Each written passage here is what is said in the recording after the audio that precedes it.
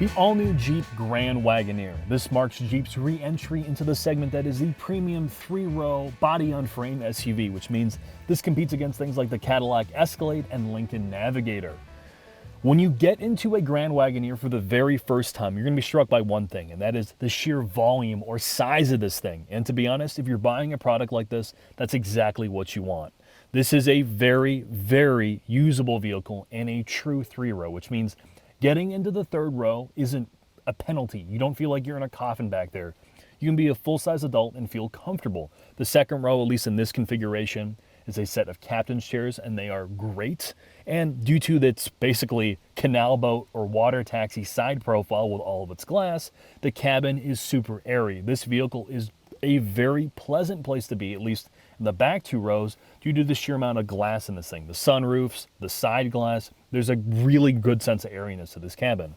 When you fold down the rear seats, there is a ton of rear volume in this thing. And due to its entirely flat load floor, you could use this essentially as a truck if you needed to haul your 2x4s and all that other fun stuff. But I will say this, the rear tailgate does not have a split open function, something like a Lincoln Navigator or Cadillac Escalade. You can't separate the rear glass from the tailgate. When it comes to the front seats of this thing, they are some of the best I've been in any American product. They are very comfortable. They aren't so soft where they feel like a fat dog or basically a waterbed. They hold up on long journeys is what I'm saying. The massaging function works great, and they fit a wide variety of body types. You can get the seat up nice and high if you're a shorter driver, or if you are a taller driver like myself, you can get far enough back and low enough, and because of all the glass, there's still great visibility. The general ergonomics of the front are pretty good. All your controls, or at least your primary controls, are still physical, while there are still some haptic controls. You have a great use of storage in the front. The door cards are medium sized, but your center armrest is massive, and the glove box is kind of average. When it comes to the interior technology, because this is a Series 1, which means it's not fully loaded, we don't have the full Monty, but I will talk about the three primary screens. You have a large Android Auto or Android Automotive grade infotainment screen on the top. It has a mix of physical and touch controls, but like most of the Stellantis products now, it is very, very easy to use. Android Automotive gives FCA or Stellantis the flexibility of future OTA updates and the added benefits of security. They've also properly spec'd the processor speed, so it's really fast to use. The bottom screen is your HVAC controls, your seat controls, and some of your other things. It is also a folding screen, which means, or a retractable screen, which when you press the button, it will fold up and you have a set of, basically a small storage place for your phones and a set of charging ports. Your primary screen in this vehicle, or your gauge cluster, is all digital, which is not a bad thing. The black levels are good, it's fast to react, and there's a ton of auxiliary information. So if you're going to use this thing for towing or off-road, you should be covered in that regards. The last piece of interior technology I'm going to bring up is the Macintosh audio system. Take a look at our objective audio test done by our audio engineer, but very quickly, the one thing I will say is this is a far from a reference audio system. It really favors bass. So if you like a more neutral sound profile, you might not like this audio system. When it comes to overall interior design, Stellantis has put a lot of effort in this thing, and if you are coming from a more legacy Jeep product, you're probably going to be blown away by this thing. And for the most part, this is a really nice cabin. There's a good use of wood in this thing, which is a nice throwback to Wagoneers of yesteryear. The leather feels great, and some of the primary switchgear you're dealing with, like the shifter, volume controls, and some of that stuff, feels very high quality. But there is some, I hate to call it cheapness, but cheapness in this cabin. Like the door handle does not feel of a product that is $90,000. There's way too much piano black plastic in this thing. And a product that is this expensive, I'll leave that up to you. But with all that said, I think it's time for us to head into the shop and put this thing up on the lift.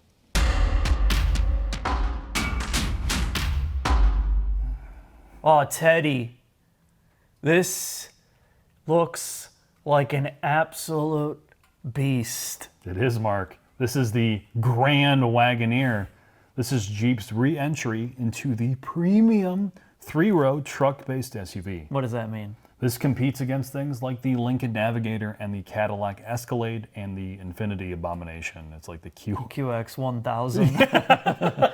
Yes. This is a big boy, and there's also the regular Wagoneer from Jeep, which is largely the same but less premium. Okay. This is built on the Ram platform. It has nearly the identical front suspension geometry off the Ram. However, The Ram 1500. yes, the 1500.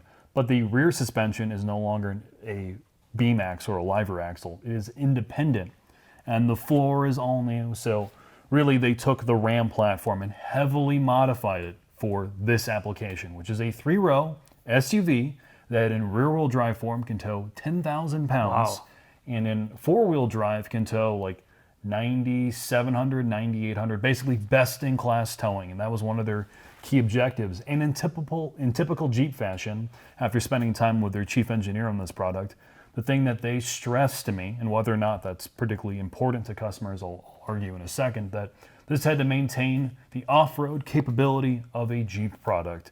That's not a marketing term for them. It really is something they bake into all these products. In adverse conditions, Yes. off-roading, trails and stuff like that. Trying or to in, make like- it idiot-proof for a person who's going to drive this thing year-round and keep their family safe in bad weather. Conversely, though, that does add cost and complexity, and as we talk about all the time, if you try to get one product to do everything, it becomes compromised in many ways. Yeah. In this car's case, it suffers in 2 ways. Immense weight. This thing is like over 6,000 pounds, I think, and not the best fuel economy. I'm getting about 10 miles per gallon on average, so. So Mark, in the front of this thing, let's talk about the suspension architecture. You have a double wishbone front suspension. You have a aluminum lower control arm, a giant air shock, and air ride comes standard on the Grand Wagoneer with a adaptive damper, and you get a like steel plastic upper control arm. It is a steel control arm coated in like a plastic polymer. You got a nice, huge accumulator that can double as like maybe A scuba diving tank? So they keep it up front with a bleeder valve. You see, I mean, this is... Massive. It is. It's real heavy duty. You have an EPS system that is variable ratio. Depending on what trim level you get in the regular Wagoneer form, you can get all the skid plates for when you go off-roading. You have a ZF gearbox in the front. In the regular Wagoneer, you get a 5.7 with their e-torque system, which is a mild hybrid. And then in this, the Grand Wagoneer only comes one way. That's with a 6.4 liter, which best-in-class power. I'm going to use that a lot because the Jeep engineers did. It goes through a ZF 8-speed gearbox, which they call a torque flight. And then in the Grand Wagoneer's form, it gets a 2-speed transfer case. A true low-range transfer case as well for when you are in bad weather, you need to go off-roading. And the Grand Wagoneer comes standard in the back with an e-diff, or an electronic rear limited slip differential, where in the 5.7 base model of the Wagoneer, you get a traditional rear mechanical diff. It definitely fits the bill for a Jeep underneath, and let's just do it, Jack. All right. Jack, get ready. I'm going to take a quick drive in the Jeep Condo. Put this in sport mode. Oh, there's checkered flags? Cool.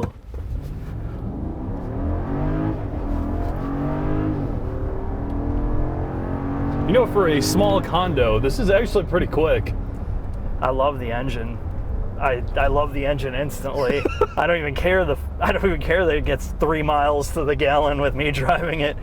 It adds the right amount of flair for this American building.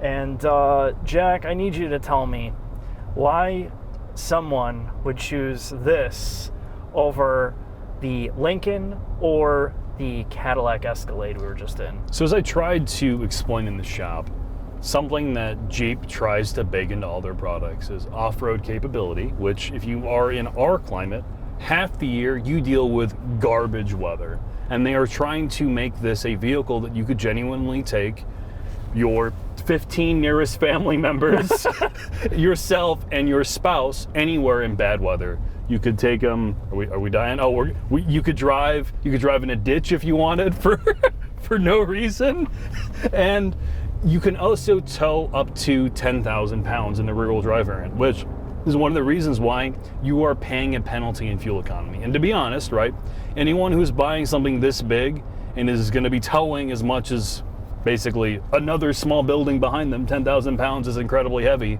I feel like you're okay with the fuel economy penalties. You're not gonna buy one of these if you're a single person with no kids and you're not gonna take anything. You're buying this because you want a massive hauler, and that's what this has, is the capability of carrying everyone you know in complete comfort over long distances while carrying like a horse trailer and.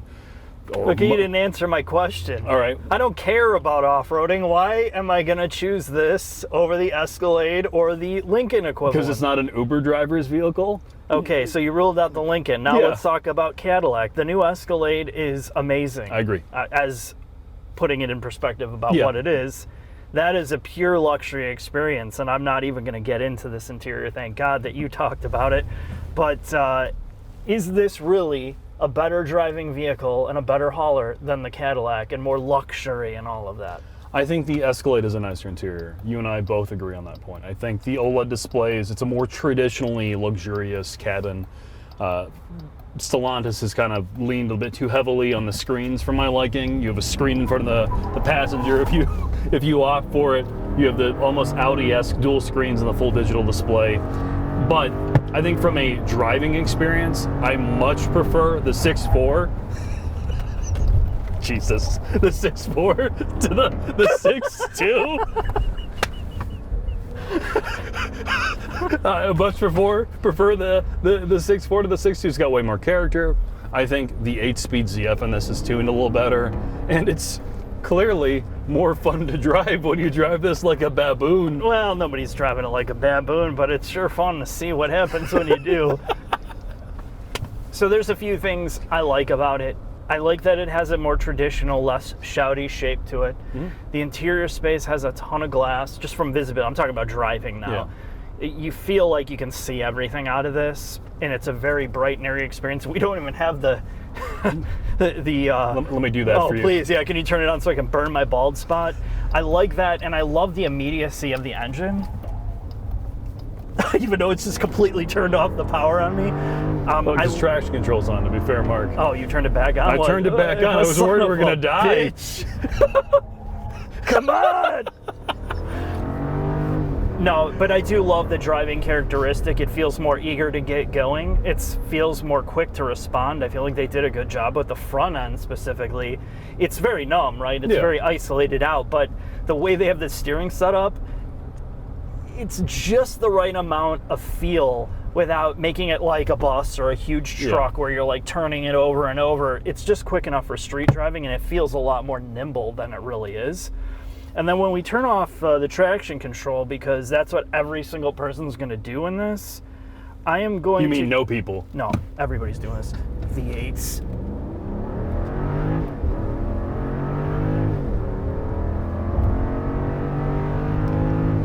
We're going to take a jump. No, we're not.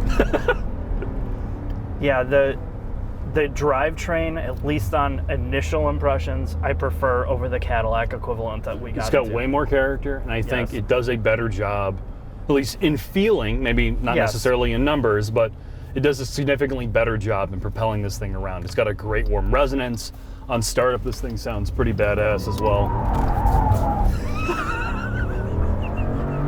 It feels more alive, okay? It does not feel as luxurious and as soft and as like dumbed down and numb as the Cadillac, and I think that's why I like it to drive better. Yes. And it doesn't, let me say this, it doesn't ride noticeably worse than the Escalade. The Air Ride does a good job offering this, low NVH, but I think the body control of this vehicle as a street is tremendous. Yeah. It is tremendous. Let's talk about ride real quick.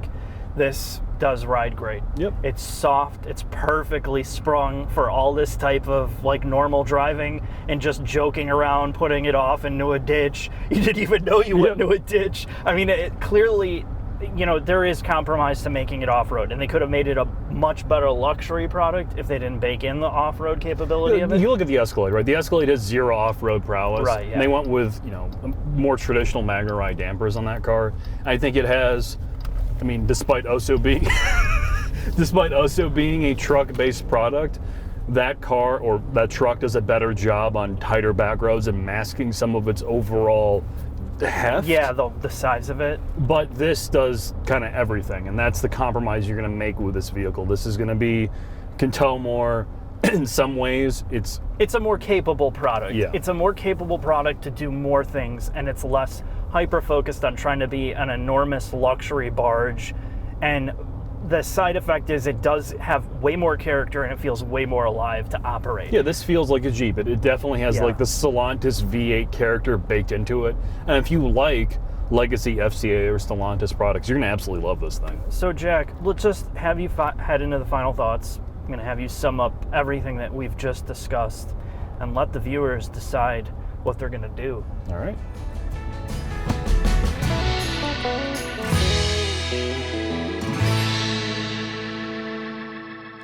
Final thoughts on the Jeep Grand Wagoneer. This is a niche product, at least by global standards. It's a 3-row truck-based SUV that can tow an unbelievable amount, towing about 10,000 pounds, and highly off-road capable. It is also thirsty and extremely large. But this is a product that is for a specific clientele. And if you are someone who wants that do-everything family hauler that is very, very, very roomy, this is a product you probably might consider, and particularly when you compare it to legacy Stellantis products or FCA products. If you're coming from a older Jeep product, you're probably going to be blown away by the technology they're baking into this new truck. And it is a massive step forward for Stellantis as a brand overall. And again, there are some things I don't necessarily like on this truck, and this is something we beat other brands to death about. The over-reliance on way too many screens and too much piano black, but as an overall user experience, if you want something that's comfortable on long journeys, you're capable of towing a horse trailer or a very large boat, and you want to be able to carry all of your family members, this is definitely something that should be in your short list. So with that, thanks for watching, and I hope to see you soon.